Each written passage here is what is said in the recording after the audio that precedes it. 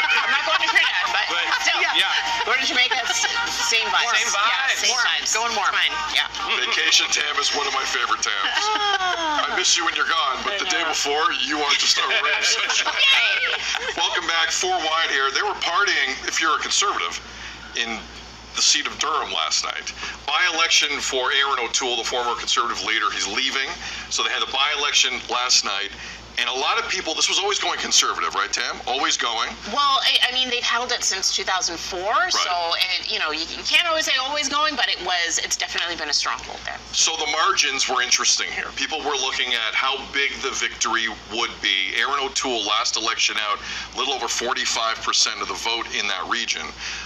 Jamil Javani won with 57% of the vote. Now, the turnout wasn't great. It was 27.8%. However, it's a spin kind of morning this morning. Conservatives are saying, you know what, regardless of low turnout, there was an energized section of this vote who came out and they will argue sent Justin Trudeau a message. I believe the heavyweight belt thing has jumped the shark. Oh, wow. I think we are officially there, whether you're in a Leaf locker room or for a by-election. By-elections are where I draw the line on the championship belt. Wow. I think that's sorry. Do you smell what Jamil is cooking? Well, here are the numbers from last night. This is what they were cooking again. A big victory for the federal Conservatives in a region where housing, like many ridings across the country, are a major talking point. Tam, there's going to be a lot of parsing this today. Where do you start?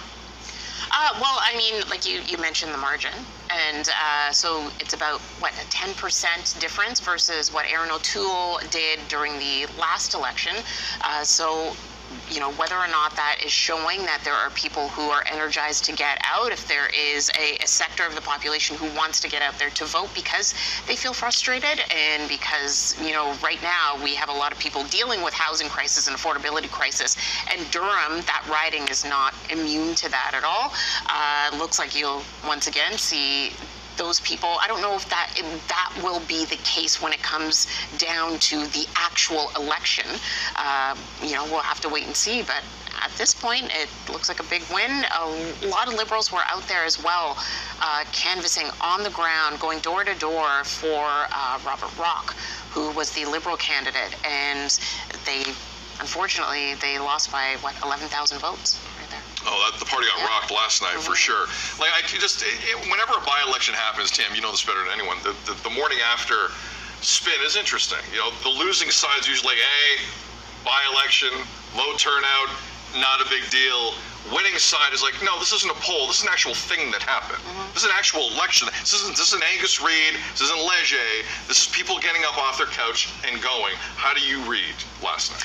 I mean, I look at the turnout. That's the number that is interesting to me overall, and I think it's concerning. I think as we head into these election years, we gotta have more involvement than this shows. And I think, sure, the Conservatives can run with that narrative, but again, if 27.8% of the people came out, you can't have a full understanding of what everyone's feeling. But if you don't go to the polls, then you're not going to have a voice. So I think that is the concern or the number that sticks out the most for me.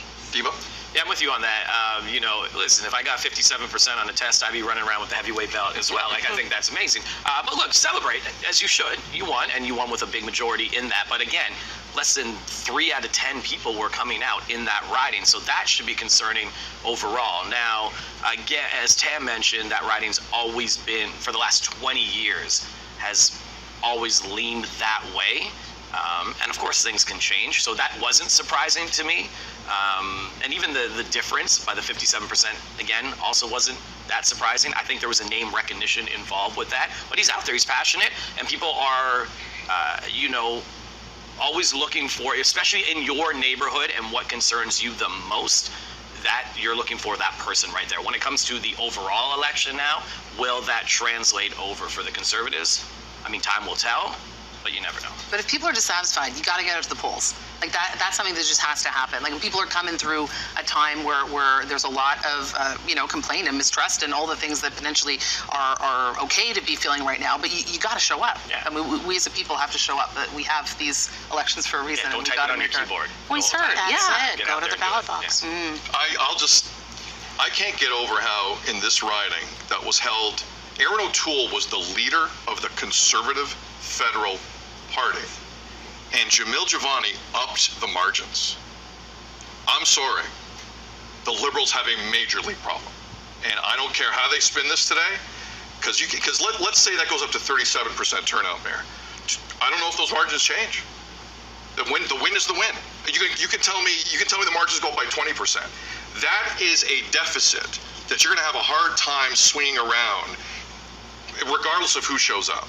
So I think the narrative that Pierre Poilievre has been spinning here in this specific riding has teeth, and the Liberals today are going to have a hard time turning this narrative around. I know it's one seat. I know it's a by-election.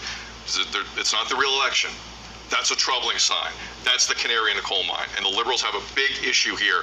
When they up the total on a former party leader, that is wild to me. And we'll see how the federal Liberals respond. But hey, it's not the real election. It's a by-election. You got a championship belt out of it, but it's a by-election. We'll see where we go from here. Tammy's got a full update on that and other stories coming up in a second. Also coming up later on BT, Frankie joins us from the Falls View Water Park with a 16 extreme slides, massive wave pool, and 1,000-gallon tipping bucket. Is he going shirtless or not today on BT? We'll find out together. More Breakfast Television after this.